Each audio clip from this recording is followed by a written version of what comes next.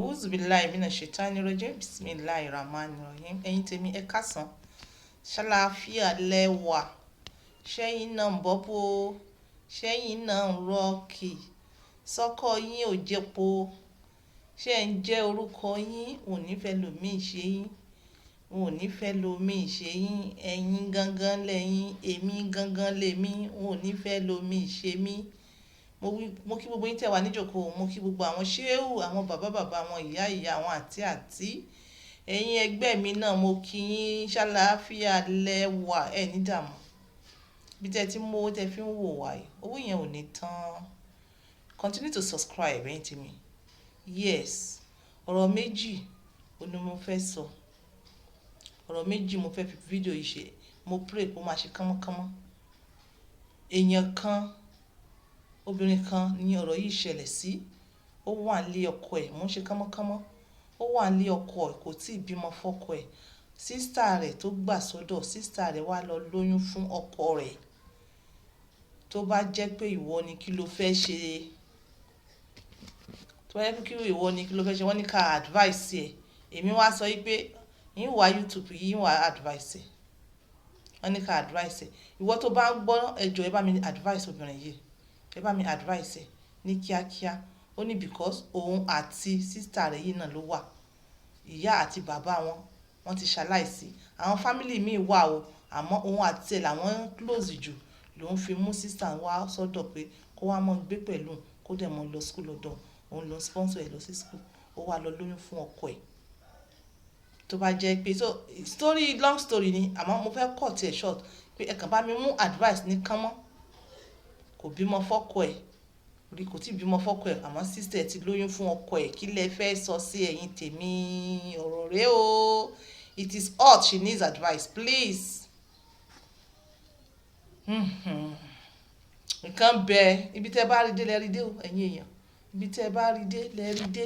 Mo ti sọ fún yín pé even as àwẹ̀ continue, we continue our story because ìgbésí ayé sì ń rotate. Àwẹ̀ ṣe wà gan, nǹkan kan ò dúró o. Kọ́lọ́n lọ́jọ́ ní kọ́lọ́n gba ìbádà wa ká mọ́ ṣe lásán. Gbogbo ẹ̀ṣẹ̀ tí a bá ṣe kọ́lọ́n dá lẹ́ṣẹ̀ wa jì wá. Ẹ bá mi dá sí i, ẹ̀yin tèmi ẹ bá mi dá sí i. Àmọ́ ẹ jẹ́ fẹnu sí on point by two. Ẹ jẹ́ kó fẹnu sí ní ṣókí. Ọlọ́run mọ̀ wà pẹ̀lú ẹ o mọ̀ ní dààmú ìwọ ọmọ arábìnrin yìí. O ní dààmú ọ̀rọ̀ tó ṣẹlẹ̀ yìí. Àwọn Yorùbá máa ń sọ òwe kan, wọ́n ní iṣu inú ẹ̀kú ni kò ṣeé fi sára kú, something like that, right? Yín tún pa mí on point by two, wá tún pa mí. Kò easy o, kó ọmọ ṣe okú ìyá ṣe pàápàá. Èmi ò rí èèyàn kan tí máa blame o. Mi ní blame anybody. I'm not here to blame anybody other than to offer advice because kò sẹ́ni tó gbọ́n tán, kò sẹ́ni tó mọ̀ tán, kò sẹ́ni tó mọ̀ tán. Àfọlọ́run ọba Elédùmarè òun ló ní gbogbo ẹ̀ lọ́wọ́. Àwa kàn fẹnu sí ni. Then àwa tó kó lè bá a tó. Ọlọ́run jẹ́ kó tó. Ọlọ́run gun ẹnu wa yìí. Ọlọ́run fi ṣàṣẹ. Alákọ̀ọ́kọ́ náà wọ arábìnrin yìí. Ìwọ ni mo kí púpọ̀. Má bínú. Gbà bẹ́ẹ̀. Then nǹkan tí mo kọ́kọ́ fẹ́ sọ ni pé béèrè lọ́wọ́ ọkọ rẹ̀ yẹn àti sísítà rẹ̀ yẹn. Sọ pé ṣé wọ́n nífẹ̀ẹ́ ara wọn? Farabalẹ̀ o. Ẹ̀yin tẹ́ bá dẹ̀ wà lórí program yìí náà, ẹ ní sùúrù ẹ farabalẹ̀ gbọ́rọ̀ yìí dáadáa.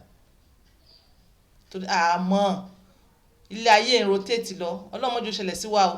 A lè tún gbọ́rọ̀ ẹ̀ lọ́la. Irú ìyẹn tá bá gbọ́rọ̀ ẹ̀ lọ́la, àdífẹ́ kan dá sí mọ́. Ẹ lọ wo fídíò báyìí àti offer advice. Béèrè lọ́wọ́ ọkọ rẹ̀ àti sísítà ṣé wọ́n nífẹ̀ẹ́ ara wọn. Tán bá náà wọ́n nífẹ̀ẹ́ ara wọn. Fi sabilillahi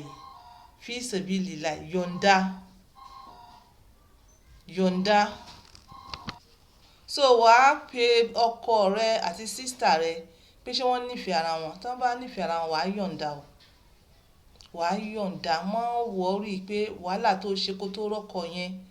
Wàá yọ̀ǹda àwọn méjèèjì nítorí ìbànújẹ́ ọ̀la.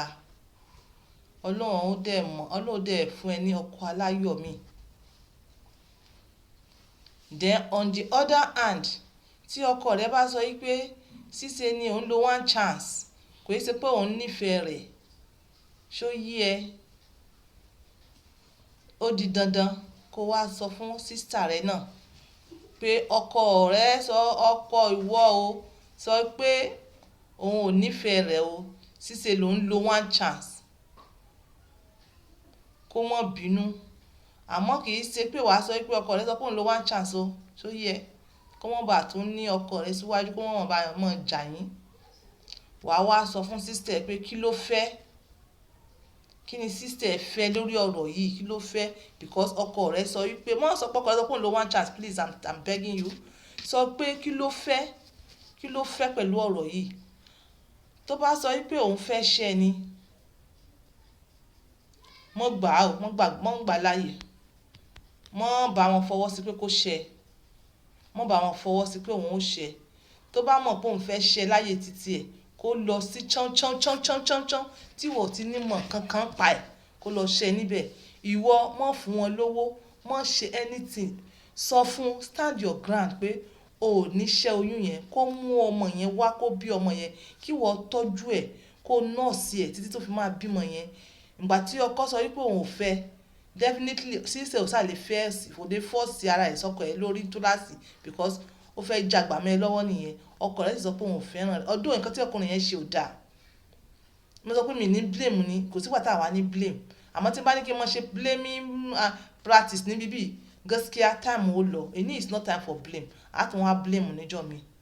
Solution lè tàn wá ẹ̀sìn. So sọ fún sister ẹ pé kó má ṣẹ́ oyún náà, kí wọ́n gba oyún yẹn. Ṣé báwọn Yorùbá máa ń sọ kíní kan, orí ọmọ ló ń pa ọmọ wáyé. Orí ọmọ òun ló ń pa ọmọ wáyé. Òun ló pe ọmọ wáyé, kó gbé.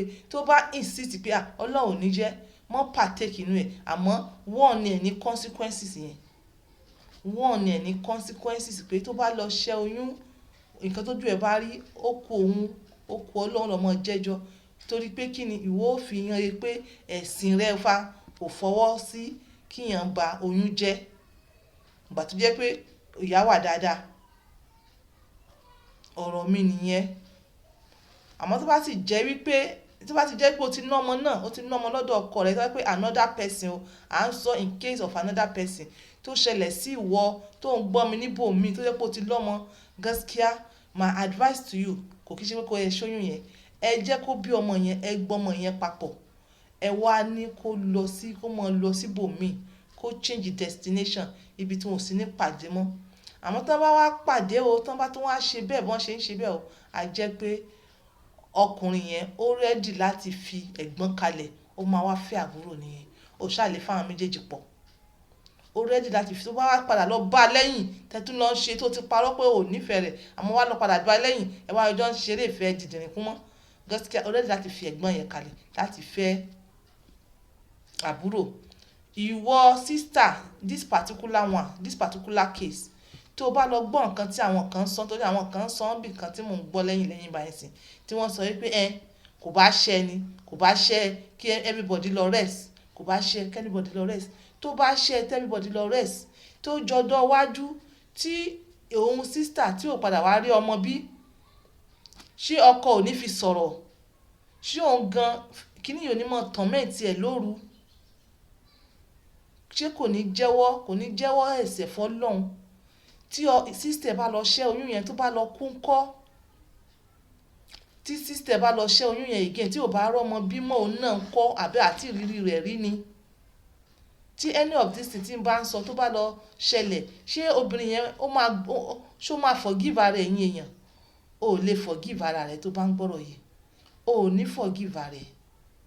So kó lè bá ní rest of mind, tí inú rẹ̀ ó dùn, tí ò ní ronú, tó ní kíní kan conscience kan tó máa disturb ẹ pé bóyá o ti pààyàn, bóyá o ti ṣe kíní kan, àbí wọ́n ló fà á, àbí kí ọlọ́mọ bí ìgbà mi ọlọ́mọ ń try èèyàn, bóyá nígbà tí ọlọ́mọ bá try yín, wàá mọ̀ ròdì pé àbí torí oyún tẹ́ ṣẹ́ ń gbà yẹn ni. For free mind, fún àdúrà rẹ láti gbà, kí wọ́n náà tó bá sọ pé àwọn èèyàn Ọlọ́run dà, ìwọ náà ó ní ẹnu láti sọ pé àwa èèyàn Ọlọ́run rèé.